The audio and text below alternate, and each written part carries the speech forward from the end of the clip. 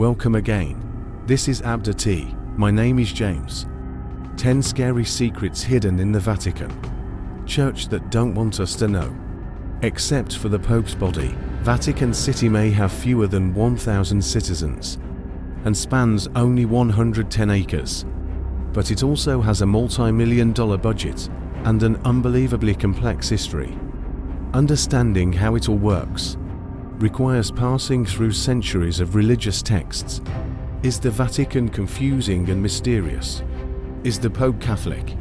So guys, before we get started, I challenge you to subscribe and turn on the notification button. Alright, let's get started. A look behind the scenes. 10. Even the ATMs are in Latin. The Vatican Bank is the only bank in the world that allows ATM users to select Latin to perform transactions. That's just one symbol of the Holy See's continued devotion to the language. Pope Benedict XVI had been particularly passionate about reviving the language and purportedly held many informal conversations in Latin. Pope John Paul II generally spoke Polish. The Vatican's Latin Foundation tries to keep the language relevant by translating modern phrases into the ancient tongue. In 2003, they released an updated dictionary that included the terms rush hour tempus maxime, frequentia, and dishwasher escariorum lavatory. 9. Faith-based economics. The Vatican needs several $100 million per year to operate. Its many financial responsibilities include running international embassies, paying for the Pope's travels around the world, maintaining ancient cathedrals, and donating considerable resources to schools, churches, and healthcare centers. So where does that money come from? Catholics pay tithes to their local parishes and donate about $100 million every year to the Vatican itself. But collection plates aren't the Vatican's only source of money. The city-state also gets cash from books, museums, stamps, and souvenir shops. Get your limited edition Vatican euros, but that's not always enough. At the end of 2007, the city-state was $13.5 million in the hole. Part of the problem was the weakened American dollar, which translated into less purchasing power. Another contributing factor was the lackluster performance of the Vatican's newspaper, L'Osservatore Romano. To boost subscriptions, Pope Benedict asked the editor to spice up the layout with more photos and allowed him to cover world news stories in addition to the traditional religious fare. 8. There's no vice popience. A cardinal becomes the Pope. He's the designated leader of the Catholic Church and God's representative on earth for the rest of his life, which was basically the case until Pope Benedict XVI's surprise resignation last month. Until then, it had been more than 500 years since the last papal resignation. Further, as modern medicine improves, even seriously ill people tend to stick around longer, meaning that a pope could be alive but unable to perform his duties 4 years, as was the case with John Paul II. What happens then? Well, no one is really sure. A cardinal can take over the Pope's responsibilities as the Vatican's head of state, but no one else is allowed to carry out his ceremonial duties. In the end, many masses and benedictions simply go unperformed until the Pope either passes away or recovers. 7. The mafia dipped into the collection plate. In The Godfather, Part 3, a shady deal between the mafia and the Vatican leads to the murder of the Pope. Was this based on a true story? Possibly. On the morning of September 29, 1978, Pope John Paul I was found dead, sitting up in his bed. After only 33 days in office, although Vatican officials claimed the 65-year-old Pope died of a heart attack, there was never an autopsy. And at the time, the Vatican definitely had ties to organized crime. Sure enough, in 1982, Vatican Bank President Father Paul Marcinkus resigned from his post after a series of scandals exposed the bank's ties to the mafia. Eventually, The bank had to repay more than $200 million to its creditors.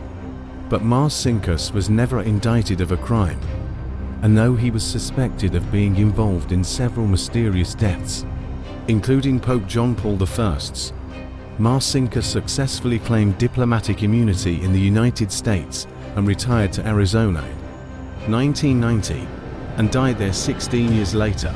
6. The Vatican has the finest Swiss bodyguards nowadays. The Swiss have a reputation for pacifism, but back in the 1500s, they were considered an unstoppable military force.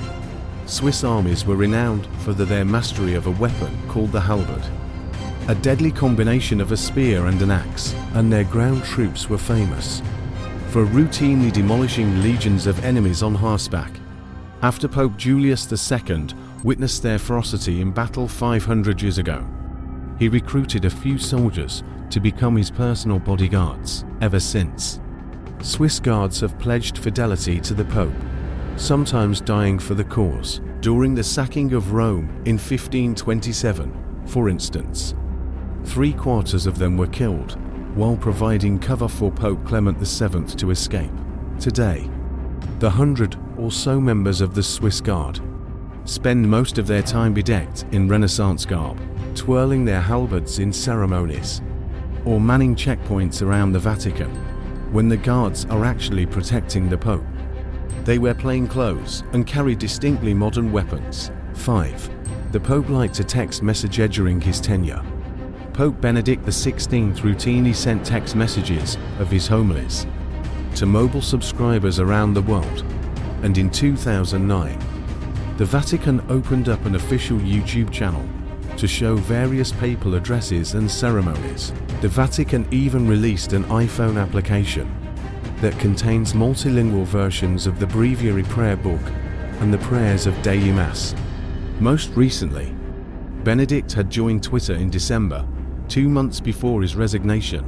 The Vatican's enthusiasm for technology isn't limited to cell phones and the internet. It has also added solar panels to the roof of the Pope Paul VI Auditorium as part of its commitment to fight climate change. 4. You can read the Pope's mail. The Vatican's secret archives haven't been truly secret since Pope Leo XIII first allowed scholars to visit in 1881. Today, it's even more accessible. Outsiders are free to examine the correspondences of every pope for the past 1,000 years. Although there is one catch: guests have to know exactly what they're looking for. With 52 miles of shelves in the archives, the librarians prohibit browsing. The most famous existing letter is probably Henry VIII's request that his marriage to Catherine of Aragon be annulled, which Pope Clement VII denied.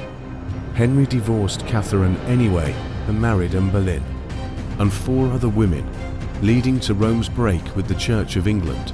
The archives also contain an abundance of red ribbons, which were used to bind 85 petitions from English clergymen and aristocrats.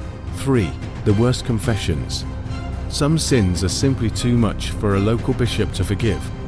While priests can absolve a sin as serious as murder according to the Church, there are 5 specific sins that require absolution from the Apostolic Penitentiary. This secretive tribunal has met off and on for the past 830 years, but in January 2009, for the first time ever, its members held a press conference to discuss their work. 3 of the 5 sins they contemplate can only be committed by the clergy. If you're a priest who breaks the seal of confession, a priest who offers confession to his own sexual partners, or a man who has directly participated in an abortion and wants to become a priest, then your case must go before the tribunal to receive absolution. The other 2 sins can be committed by anyone. The first, desecrating the Eucharist, is particularly bad because Catholics believe that the bread and wine transubstantiate into the body and blood of Christ. Messing with them is like messing with Jesus. And then there's the sin of attempting to assassinate the Pope. That one's pretty self-explanatory. The meetings of the Apostolic Penitentiary are kept confidential. Because they're a different form of confession, the sinner is referred to by a pseudonym, and only the major penitentiary, Cardinal Manuel Montero de Castro, decides how the sin shall be dealt with, presumably. A bunch of Hail Marys doesn't cut it. 2. Where thieves go to pray with 1.5 crimes per citizen. Vatican City has the highest crime rate in the world. It's not that the cardinals are donning masks and repeatedly robbing the bank. It's just that the massive crowds of tourists make Vatican City a pickpocket's paradise. The situation is complicated by the fact that the Vatican has no working prison and only one judge. So most criminals are simply marched across the border into Italy. As part of a pact between the two countries, the Vatican's legal code is based on Italy's, with some modifications regarding abortion and divorce, crimes that the Vatican sees fit to try itself. Mainly shoplifting in its duty-free stores are usually punished by temporarily revoking the troublemakers' access to those areas. But not every crime involves theft. In 2007, the Vatican issued its first drug conviction after an employee was found with a few ounces of cocaine in his desk. 1. Regular exorcists.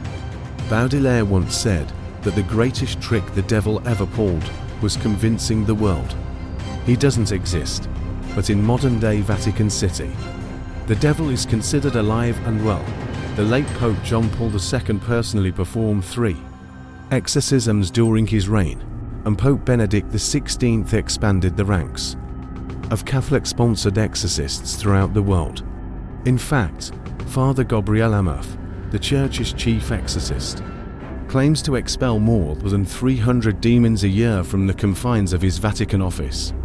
And there are some 350 exorcists operating on behalf of the Catholic Church in Italy alone. Amorth also teaches bishops how to tell the difference between satanic possession and psychiatric illness, noting that those who suffer from the former seem to be particularly repulsed by the sight of holy water and the cross. So guys, thanks for watching this video. And before we leave, remember to subscribe, comment, like and share. In the comment box tell us whom or what do you want we may cover next. We love you. See you in the next video.